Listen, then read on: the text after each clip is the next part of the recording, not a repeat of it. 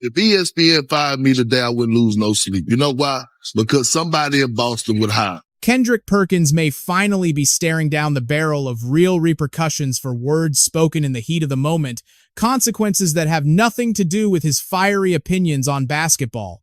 This time, the storm centers around a direct collision with the face of the franchise himself, Stephen A. Smith. In this breakdown, I am going to deconstruct the escalating friction between Perkins, Smith, and the massive corporate machine that binds them together, ESPN. To understand the fire, you have to look at the spark. The tension began when Kendrick Perkins first signed his contract with ESPN back in 2019. He had walked away from the game in 2018 after 14 grueling seasons, carrying the weight of a 2008 championship ring. Smith, by contrast, had been entrenched at ESPN since 2003, forged in the ink-stained trenches of the Philadelphia Inquirer. Fate and producers threw them together on First Take. The real philosophical battle lines were drawn during the isolation of the 2020 NBA bubble season. Perkins spoke the language of the locker room, grounding his arguments in the sweat, bruises, and unwritten codes of on-court reality. Smith countered with the polished lens of a media titan, weaving broad narratives, analyzing star power, and utilizing a brand of animated rhetoric designed to captivate the masses. Perkins was a blunt force instrument. Smith was a theatrical performer. The audience felt the friction instantly. By May 2021, the simmering tension finally boiled over regarding the Brooklyn Nets. Perkins dismissed Smith's infatuation with the Nets super team as hollow hype, while Smith attacked Perkins' objectivity when it came to the delicate architecture of building a winning roster. On March 15, 2022, the battlefield was the MVP race between Nikola Jokic and Joel Embiid. Perkins stood firm for Embiid until Smith sliced through his sentence, silencing him mid-thought. Perkins took his frustration to social media, tweeting a sharp demand to be heard next time. Smith simply retweeted it with a laughing emoji, a digital shrug that ended the skirmish. Then came June 1st, 2023, on the eve of the NBA Finals. Perkins questioned whether the Denver Nuggets possessed the necessary killer instinct to put down the Miami Heat. Smith's volume spiked. Perkins leaned in, challenging him with a smile. "Stephen A., you are yelling because deep down you know I am right." Smith didn't blink, retorting, "No, Perk. I am yelling because once again, you are dead wrong." The network, recognizing television gold, immediately spun the heated moment into promotional reels. Later, the dust settled on Smith's own podcast. They shared a laugh, with Smith offering a glimpse behind the curtain. "We push each other to be better men and better analysts. But peace is fleeting." In February 2024, Perkins cast doubt on LeBron James's shadow influence over coaching hires. While Smith rose to the Kings' defense on First Take, Perkins struck a nerve, accusing Smith, "Stephen A., you are too close to LeBron." Smith fired back with the weight of his tenure. "I have been covering this league longer than you have been retired. Do not dare question my objectivity." Host Molly Kiram had to step in as the arbiter. The digital crowd on Platform X split into warring factions. Some rallied behind Perkins for his raw authenticity, while others championed Smith's journalistic pedigree and longevity. Notably, neither man offered an apology. Yet, they co-hosted the very next broadcast without a hint of animosity. The entire turbulent cycle from ignition to extinction burned itself out in less than 24 hours. In July 2024, the arena shifted to the Team USA Olympic roster. Perkins advocated fiercely for the younger generation, demanding minutes for stars like Jason Tatum. Smith insisted on the necessity of veteran command. Then, flipping the script, Perkins cut Smith off, commanding the airwaves. "Let me talk, Stephen." Smith paused, a master of theater, allowing the silence to hang heavy in the studio before he finally ceded the floor. "All right, Perk. Enlighten us." That single moment of shifting power dynamics amassed over 500,000 views on YouTube. Fast forward to January 20th, 2025, and the MVP debate returned. Perkins elevated Shai Gilgeous-Alexander above Jokic. Smith shook his head, warning, "Perk, your takes are drifting into the wilderness." Perkins snapped back, "At least I played the game. You are just talking." A cold silence fell until Smith broke the tension. "Respect the resume, Perk. Legends of the hardwood, including Shaquille O'Neal, voiced support for Perkins online, validating the unspoken bond of the brotherhood. It was the timeless credential argument, a sentiment that resonates deeply with anyone who has ever laced up sneakers and worn an NBA jersey in anger. Smith addressed the flare-up on his show later, clarifying, "Perk and I go at it, but it is all love." Then, on March 10th, 2025, the topic shifted from athletes to the mirror itself, media bias. Perkins pointed a finger at his colleague, stating plainly, "Stephen A., you are part of the problem." Smith retorted with characteristic confidence, "I am the solution. The ratings prove it." The outlet Awful Announcing praised the exchange as refreshing honesty, and the segment ended with a high five.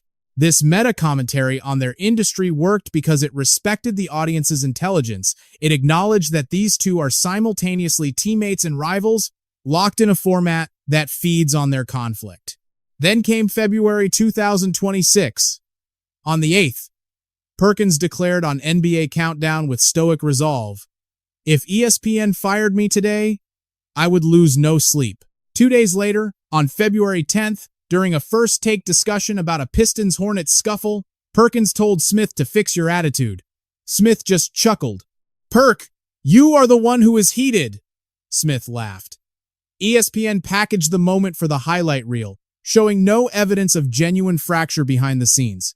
Earlier that same week, Perkins had dropped a telling remark, casually mentioning that somebody in Boston would hire me if it all fell apart. It was a comment that invited irony from Celtics fans who remembered his alleged banishment from team events. But this is the established rhythm. Perkins speaks, Smith pushes. The volume swells. The clips ignite social media. And the very next morning, they return to those same chairs to wage war all over again. Cultural analysts at The Ringer have likened their chemistry to professional wrestling storylines, choreographed tension meticulously designed to keep the audience hooked. Bleacher Report has asked the hard questions. Does this theater undermine serious analysis? Does it alienate the purist who craves substance over spectacle? The metrics, however, offer a definitive no. Smith remains the network's highest-paid titan, while Perkins secured a lucrative contract extension in 2024. The friction isn't a bug, it is the product. As Perkins told GQ in a 2025 profile, "Stephen A. challenges me, and I challenge him. That is why we work." Their collaboration on charity endeavors, like the 2024 NBA Cares initiative, stands as proof that the televised combat is built on a foundation of profound professional respect. The dark clouds of controversy seem to trail Kendrick Perkins wherever he goes, like a shadow he simply cannot shake.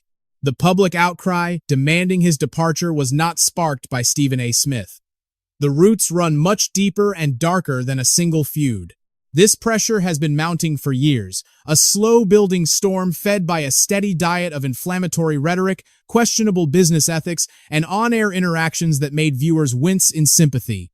The breaking point, the moment where the dam finally burst, occurred back in March of 2023. Seated on the first take set, Perkins dropped a bombshell, claiming that 80% of the MVP electorate was white, arguing that this racial bias was tilting the scales toward players like Nikola Jokic, Steve Nash, and Dirk Nowitzki. The reaction was instantaneous and destructive, shattering the usual rhythm of sports discourse. JJ Redick, sitting across from him, could barely contain his frustration, directly challenging Perkins for implying that white voters were driven by inherent racism rather than basketball analysis. Even Charles Barkley felt compelled to weigh in from the TNT studio, dismissing the commentary with his trademark bluntness as asinine, silly, and stupid. In a rare move for the network, ESPN was forced to issue a correction the very next day, with Molly Kareem stepping in to clarify that the voting panel was not only diverse but a matter of public record. It stood as a profound moment of embarrassment, staining not just Perkins' reputation, but the credibility of the network that allowed the statement to air unchecked. That exchange lit a match on social media, sparking a blaze of criticism that continues to burn through the threads of Reddit's NBA communities even now. Discussion boards lit up with fans condemning the remarks as reckless journalism, with a growing chorus calling for his immediate removal from the airwaves. Then came October of 2024, when ESPN turned its investigative lens inward to report on Nilly, a venture Perkins launched alongside Wall Street veteran Chris Riccardi. Nilly's business model involved offering young athletes immediate cash, ranging from $25,000 to six figures, in return for 10 to 50% of their future name, image, and likeness earnings for up to 7 years. Financial experts like Michael Huddleston Jr. and Chris Peterson tore the concept apart, branding it as predatory and drawing parallels to high-interest lending schemes designed to trap financially inexperienced youth. By framing these agreements as licensing deals instead of loans, the company cleverly sidestepped repayment laws if the athlete failed, but also bypassed critical truth in lending consumer protections. The fine print was heavily skewed, granting Nilly the power to void contracts if an athlete's reputation dipped, all while offering zero support to help those same kids actually secure the endorsement deals they needed. The backlash on X was swift and unforgiving, with fans arguing that profiting from predatory loans to children essentially forfeited his right to offer opinions on amateur sports. Reddit users mirrored that outrage, labeling the enterprise unethical and insisting that ESPN cut ties with Perkins to protect its own brand integrity. Yet, the awkward, cringe-inducing moments just kept piling up, one after another. Fast forward to October of 2025, when Perkins delivered a deeply uncomfortable remark to Elle Duncan on SportsCenter after she playfully punned on his name, saying, "One of the perks." Perkins missed the beat entirely, responding with, "What you need ibuprofen for when you can have a perk?" Duncan froze, visibly stunned, before managing to reply, "I literally can't stand you, and I love you," a desperate attempt to defuse a situation that was already radiating awkwardness. The internet, however, saw something far darker, with users on X speculating that he was actively trying to get fired, or simply making his colleagues deeply uncomfortable. Calls for suspension mounted, while Reddit threads went as far as labeling the interaction televised harassment, bringing the demand for his dismissal to a deafening roar. Although Duncan later took to X to clarify that Perkins was her favorite colleague and it was merely banter, the narrative had already set like concrete in the public mind. And then came the comparison, in early 2026, that set the entire internet ablaze with disbelief. On NBA Today, Perkins dared to draw a parallel between himself and Victor Wembanyama, the 7'4" French prodigy who is currently rewriting the laws of physics on the basketball court. The context didn't matter. The mere suggestion was so facially absurd that the online basketball community treated it with the ridicule it deserved. The response was nothing short of nuclear, with platforms like X exploding with demands to finally remove him from the broadcast chair. It served as just one more piece of evidence in a long pattern of incompetence that fans had been tracking with the diligence of prosecutors. Remember his claim that the Minnesota Timberwolves were tanking to oust their coach, only for them to win days later? It was just another entry in the ledger of bad takes fans were keeping.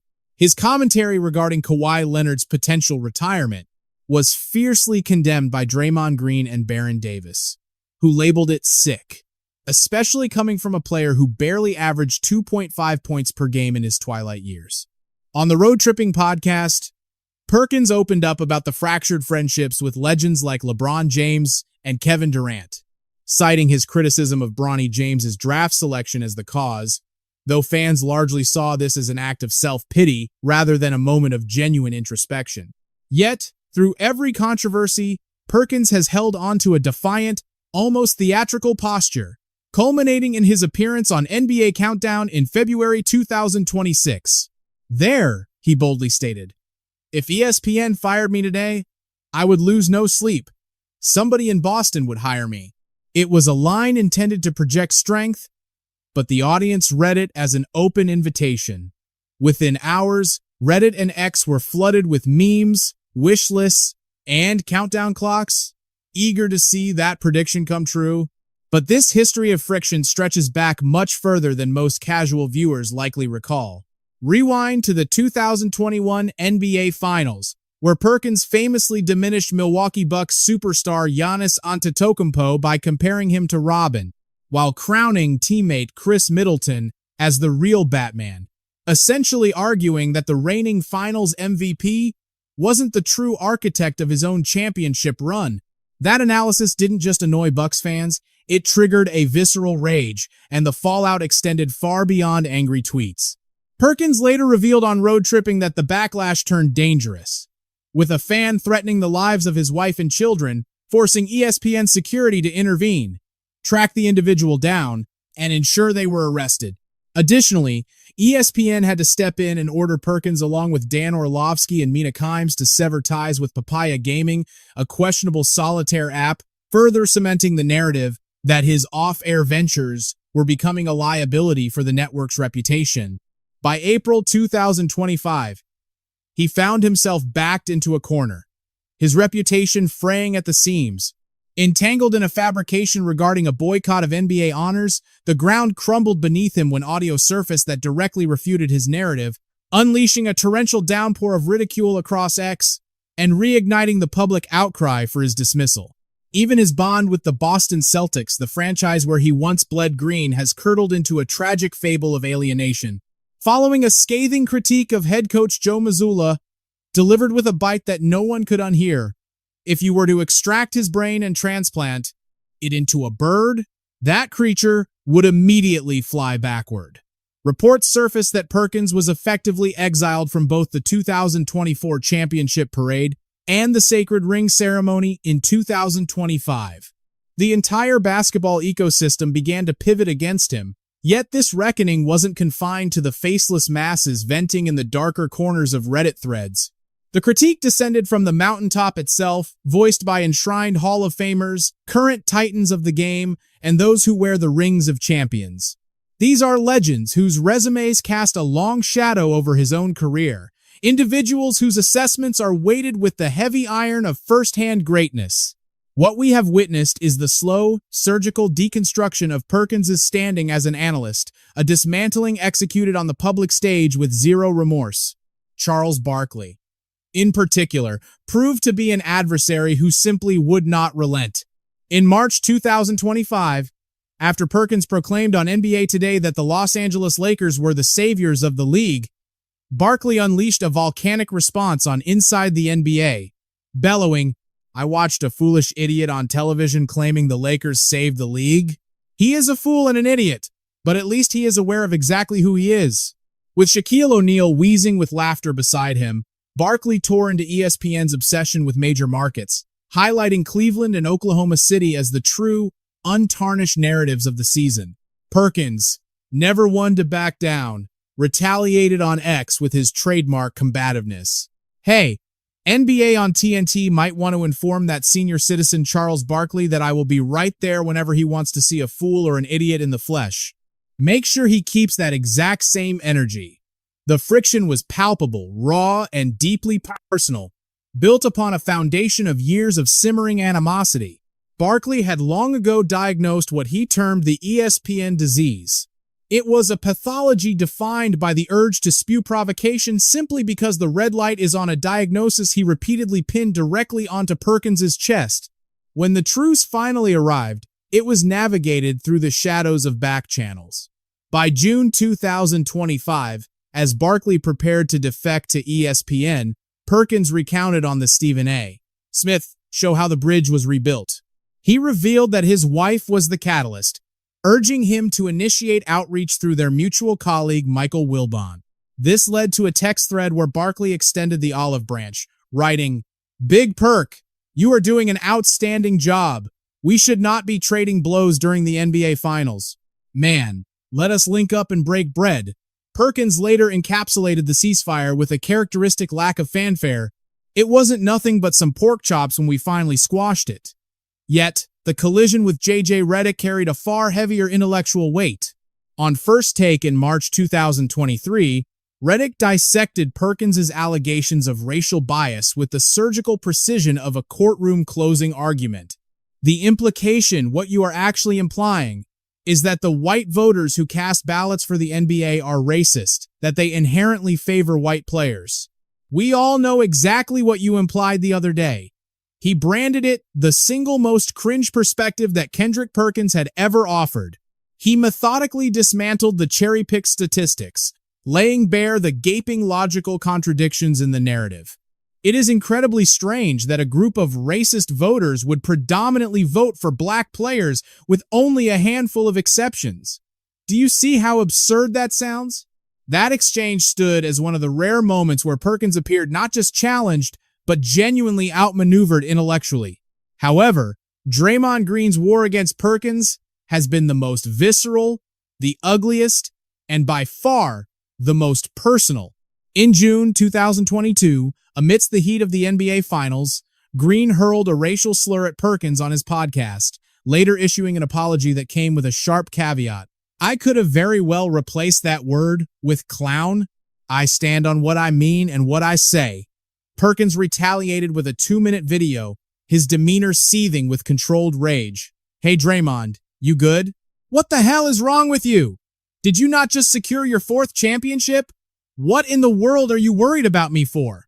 The embers of that feud were stoked again in October 2024 when Perkins suggested that Kawhi Leonard should walk away from the game due to his injury history. Green blasted the hypocrisy with surgical aim, stating, "I was baffled.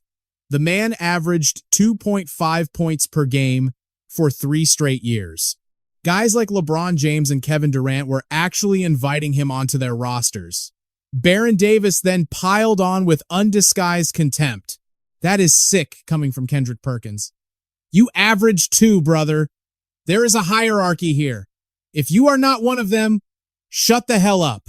To truly understand the brand of incendiary commentary that ignites these feuds, one needs to look no further than Perkins' recent assessment of Steve Kerr and the Golden State Warriors. When dissecting the Jonathan Kuminga situation on the Road Trippin' podcast, Perkins did not offer a single equivocation. Steve Kerr is the problem. Period. Declarative, unhedged, and impossible to ignore. He then doubled down, daring the audience to disagree before laying out his evidence. It is this exact confrontational approach that makes Perkins magnetic to the viewing public and utterly insufferable to the icons he targets. All those organizations are set up for the now and the future. He drew a sharp line between franchises that invest in their youth and the Warriors, arguing that Golden State had squandered every single opportunity to develop their next generation. The Warriors, the future? What future? Is no future. That specific brand of raw honesty, the sheer audacity to look at a dynasty decorated with 4 championship banners and declare it dead on arrival, is the exact friction point that ignited his war with Kevin Durant. It explains the silence from LeBron James, the digital severing of ties, and why Ja Morant simply stopped listening to the man entirely. Enter Stephen A.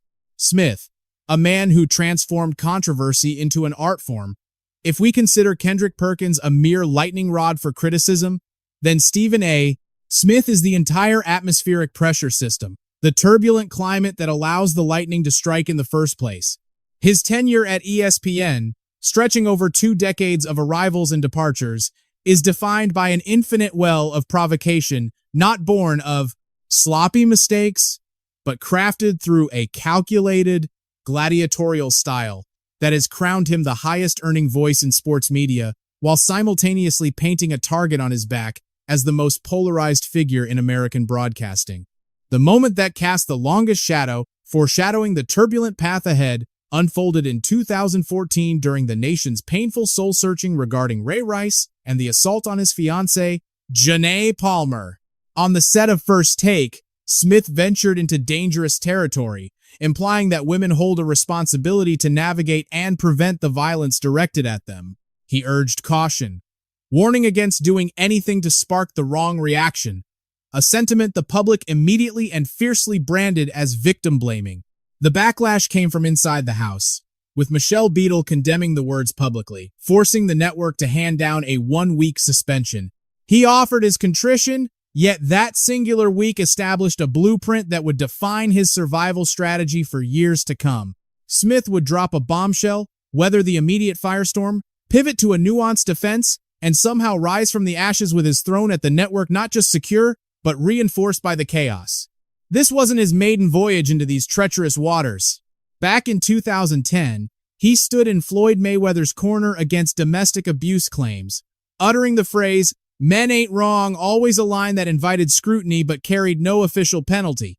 By 2015, he stumbled again, cracking a joke about women's soccer players prioritizing their hair over the game, a remark labeled sexist that necessitated a swift digital apology. Yet, it is his combative relationship with the athletes themselves where the friction truly ignites and the drama becomes personal. The Cold War with LeBron James hit a fever pitch in March 2025, culminating in a courtside showdown at Madison Square Garden where the king famously demanded Smith keep his son's name out of his mouth. Smith had used his pulpit on First Take to deliver a hard truth, insisting Bronny James was only in the league due to his father's influence. He looked into the lens, pleading directly to the legend as one father to another, begging him to stop the charade immediately. Smith, ever the analyst, later dissected that courtside confrontation, noting suspiciously that it aligned perfectly with his own contract news, hinting the entire scene was theater. He took his grievances to the podcast circuit, telling Gilbert Arenas the move was weak, and later suggesting to Ryan Clark that LeBron harbors a racial bias regarding who he confronts in the media. But the saga with Kevin Durant traces its roots deeper, back to a 2015 dispute over sources and team allegiances. When Durant challenged his integrity and branded him a liar, the dynamic shifted from professional criticism to personal animosity. Smith retaliated with a monologue that lives in infamy, issuing a warning, "You don't want to make an enemy out of me," a sentence that hung heavy in the air like a mob boss's decree. The intensity of his gaze into the lens wasn't just a message to Durant, it was a shot across the bow to any athlete thinking of questioning his credentials. When Durant defected to the Warriors in 2016, Smith labeled it the weakest move by a superstar in league history, a verdict he refused to retract. A brief truce was called during a 2019 interview, but the peace shattered in 2022 when Durant claimed that pundits like Smith, alongside Skip Bayless and Shannon Sharpe, had poisoned the game, fundamentally warping the lens through which greatness is measured. Smith fired back, asserting that analysts are the permanent fixtures of the ecosystem, a statement that served less as a defense and more as a staking of territory. The battles with his own colleagues, however, have been even more ruthless and personal than his conflicts with the players. In early 2024, Smith went nuclear, unleashing a 45-minute diatribe against Jason Whitlock, tearing him apart for questioning his earnings and accusing him of betraying his peers. He admitted to warning both ESPN executives and his pastor before hitting record, a detail that paints the outburst as chillingly premeditated rather than impulsive.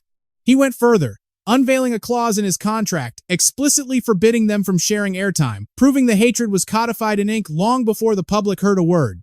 The animosity with Michelle Beadle found new oxygen in late 2025, when a scheduling shakeup at SiriusXM saw her program replaced by his. Beadle made her stance clear, refusing to share a studio with him and pointing to a promo for Smith's show that aired moments after her farewell in 2019 as proof of his ego. She viewed the timing as a calculated humiliation, a signal from the network that her exit wasn't a tragedy, but a necessary clearing of the deck for the main attraction. Smith didn't hold back, launching extended rebuttals, claiming her criticism was born of bitterness from a career that had hit a dead end in the industry. He attributed her downfall to a stank attitude, labeling the behavior as pure evil in a public dressing down.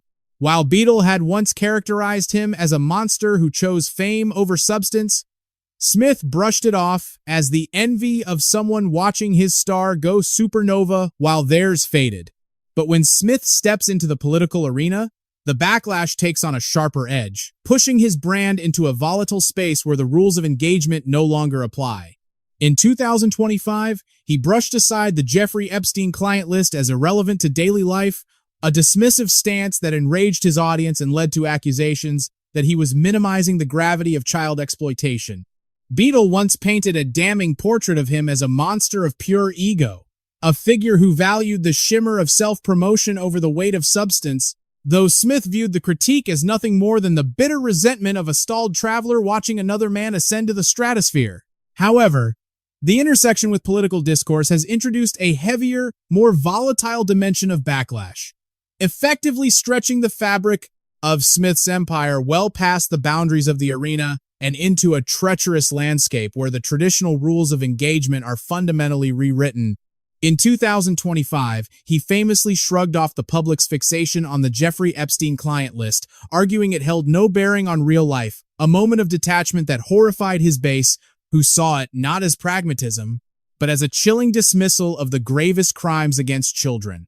The collective voice of the fan base didn't just disagree, they revolted, organizing a deliberate silence and labeling the perspective not just wrong, but morally repellent. He tried to hold the line, rationalizing his stance by claiming the average American silently agreed with him, prioritizing their own survival over public scandals. But that justification only acted as an accelerant to the fire.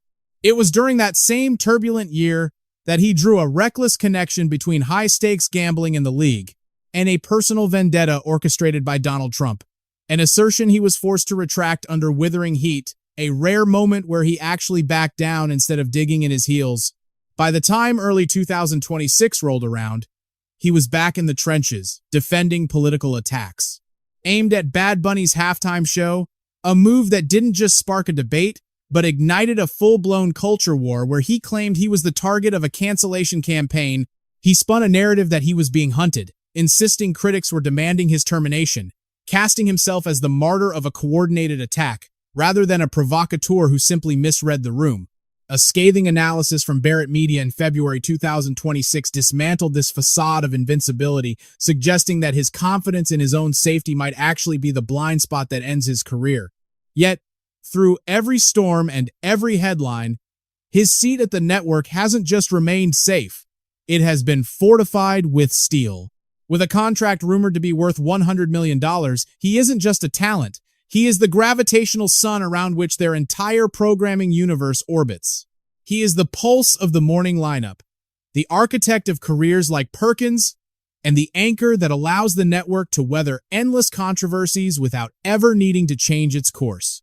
But to truly understand his survival, you have to look at the bodies left behind in the network's ruthless history of executions. For the last decade, the company has perfected a rhythm of disposal that is sudden, indiscriminate, and so frequently wrapped in scandal that losing your livelihood overnight has ceased to be a shock. It is now just part of the business model. When you strip away the emotion and look at the raw data, the story it tells is absolutely devastating. The empire is shrinking, bleeding out from a peak of over 100 million households 10 years ago to a diminished footprint of roughly 67 million today. Back in April 2017, the axe fell on nearly 100 souls, severing ties with industry titans like NBA insider Chad Ford, the relentless Mark Stein, and NFL veteran Ed Werder. That purge was a massacre that didn't distinguish between the faces on TV and the people behind the cameras, claiming 20 victims in the Bristol headquarters alone. Voices like Britt McHenry and Jason Stark took to the digital public square to announce their exits, masking their bewilderment with gracious words of thanks. The cruelty reached a new fever pitch in June 2023, when corporate mandates to save cash led to the elimination of another 20 marquee names. Among the fallen was the iconic Susie Colbert, a woman who had given her life to the network for 27 years, only to call the end heartbreaking while standing proud of her endurance in an industry that isn't always kind to women. Then there was Ashley Brewer, cut loose just 7 days before her wedding, who somehow found the grace to speak of gratitude, focusing on her personal evolution and the road ahead, joining a list of exiled experts that reads like a Hall of Fame ballot.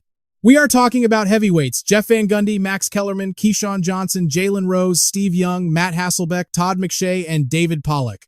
Management hid behind the sterile language of efficiency, insisting it wasn't about talent, a hollow explanation that offered zero warmth to the legends packing their lives into cardboard boxes. Critics saw right through the strategy, blasting the network for deliberately hunting down the most experienced storytellers, fueling the suspicion that they were trading wisdom for cheaper, digitally savvy replacements. A theory that felt all too real when they handed Pat McAfee $85 million over 5 years, while showing the door to veterans who carried the institutional memory of the place. You also cannot tell this story without shining a light on the political tripwires that have triggered so many departures. Take Jemele Hill in 2017, whose tweet labeling the president a white supremacist didn't just rattle cages, it drew fire from the White House and set the clock ticking on her exit. That moment carved out a chilling new reality for everyone in the building. proving that speaking your mind on a personal device could detonate your corporate career. Yet those mass layoffs are only one chapter of this dark saga. When you look at the terminations born from scandal, a much more sinister image of the company's internal soul begins to emerge.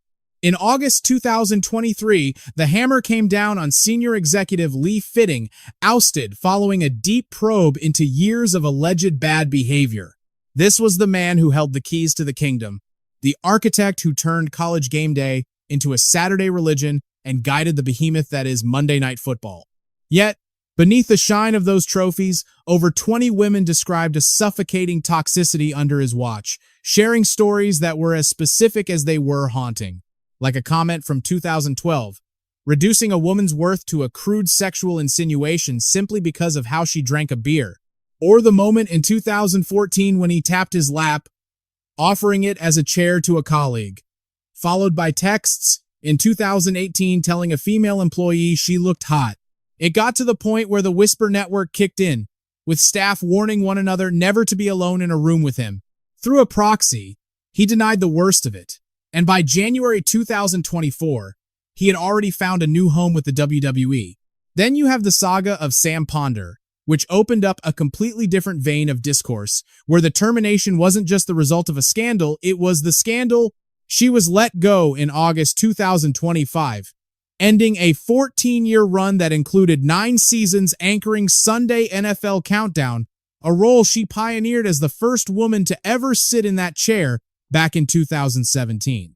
She was a pathfinder in a business that, for generations, preferred to keep women standing on the sidelines, holding microphones rather than leading the show. The network officially framed her exit as a cold calculation of efficiency, lumping her departure in with the unceremonious cuts of Robert Griffin III and Todd McShay. But Samantha Ponder refused to let that sanitized narrative stand, drawing a direct line between her dismissal and her fierce, often polarizing advocacy for women's sports regarding transgender participation. Yet, if you peel back the layers, the executive scandals reveal something far more corrosive, a portrait of an organization where moral decay was allowed to fester at the very highest levels of leadership. Take Rob King, for instance, a heavyweight executive editor-at-large, and one of the last remaining titans from the John Skipper dynasty. His tenure came to an abrupt, unceremonious end, severed by human resources after serious allegations of social media harassment made their way through the proper channels. He attempted to spin it as a voluntary retirement after nearly 20 years of service, but the whispers in the hallways and leaked information told a much darker story. The radio silence from Chairman Jimmy Pitaro only poured gasoline on the fire of speculation, especially given the lingering ghost of John Skipper's own resignation in 2017 amidst a cocaine extortion plot. The purge continued into April 2025 when Executive Director Christina Douglas was shown the door following a wave of employee complaints. It added to a relentless cascade of departures that made the executive suite feel less like a leadership team and more like a revolving door spinning without an emergency brake. These constant exits fed a pervasive atmosphere of instability, a palpable insecurity among the survivors that clashed violently with the headlines about Stephen A. Smith's looming $100 million contract. A sobering report from February 2025 laid bare the cruel paradox that now haunts the very soul of the network. Rank-and-file employees lived in fear for their livelihoods while watching the company funnel unprecedented resources into a single personality, creating a brutal hierarchy of value that left everyone else questioning their worth. Then came the Pat McAfee experiment, which added a volatile layer of dysfunction to a workplace culture that was already showing severe stress fractures.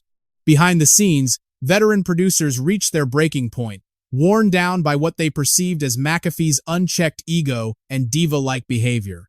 It wasn't just internal friction, it was the public undressing of producers and executives' attacks that went completely unanswered by a leadership team, seemingly paralyzed by his influence.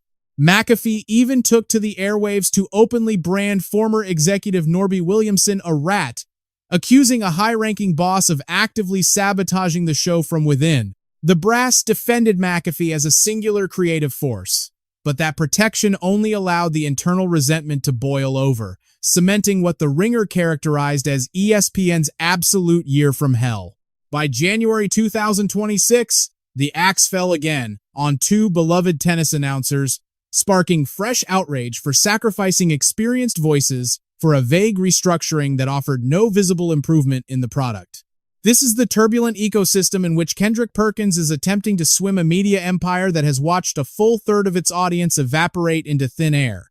It is a machine that has chewed up and spit out hundreds of loyal employees since 2017, a place where even top executives are dismissed for harassment. We have seen on-air talent escorted out for expressing personal beliefs, leaving the remaining staff to oscillate between paralyzing anxiety and quiet resentment. In this ruthless environment, we have to look critically at the position of someone like Perkins. Here is a man who audaciously compared his own skill set to Victor Wembanyama, co-founded a company accused of predatory lending, drawn the ire of Hall of Famers, and publicly stated he would lose no sleep over it. When he says he is not afraid of termination, believe him, because in this cutthroat world, going from on-air talent to unemployed is not a leap. It is a single, short step.